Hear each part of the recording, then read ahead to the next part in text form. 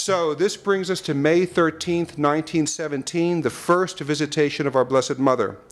Lucy, Francisco, and Jacinta, they attended morning mass at St. Anthony's Parish in Fatima. Afterwards, they herded the sheep towards the hills to the cova. They tended the sheep, they ate lunch, and they prayed their rosary, and they started to pray. They started to make a little house out of a thicket. And then they were startled by a brilliant flash of light. This was followed by a second brilliant flash of light.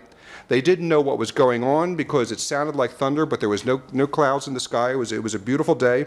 They were scared, they ran, and then they stopped dead in front of what they now saw. Lucy, Francisco, and Jacinta were standing in front of a holm oak tree. It stands about 3 feet high off the ground.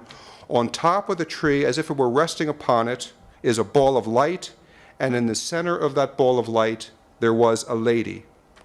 A lady stood in the center of that light.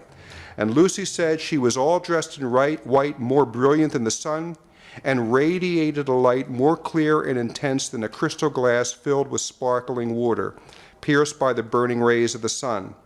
Our Lady wore a white tunic, a white veil edged with gold covered her head, hiding her hair, and descending to her feet. Her hands were pressed together over her breast in prayer, and a rosary hung from her right hand. "Do not be afraid," she said. "I will not harm you." Again, Lucy and Jacinta heard her. Francisco did not. Jacinta did not speak to the lady, only Lucia did. Lucy said, "Where does your grace come from?" "From heaven," the lady replied. "What does your grace want of me?"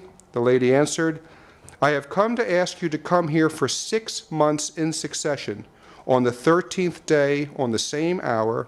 Later I will tell you who I am and what I want, and afterwards I will return here yet a 7th time." Lucy said, "Shall I go to heaven?"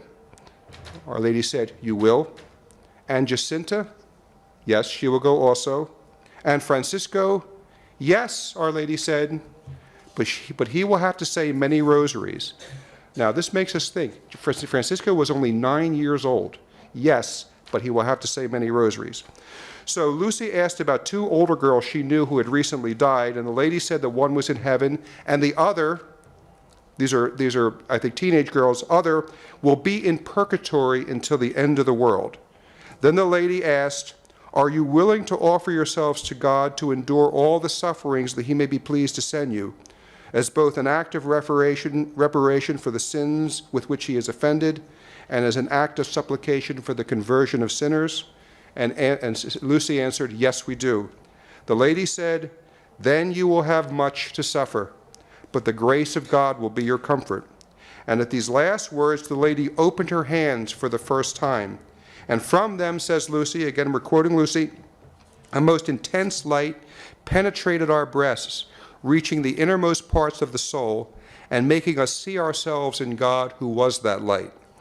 And Lucy said later, moved by an inward impulse, the 3 children spontaneously knelt and prayed, "Most Holy Trinity, I adore thee. My God, I love thee in the most blessed sacrament." So the lady waited for them to finish the prayer and then said, "Pray the rosary every day to obtain peace for the world and the end of the war," World War I, of course.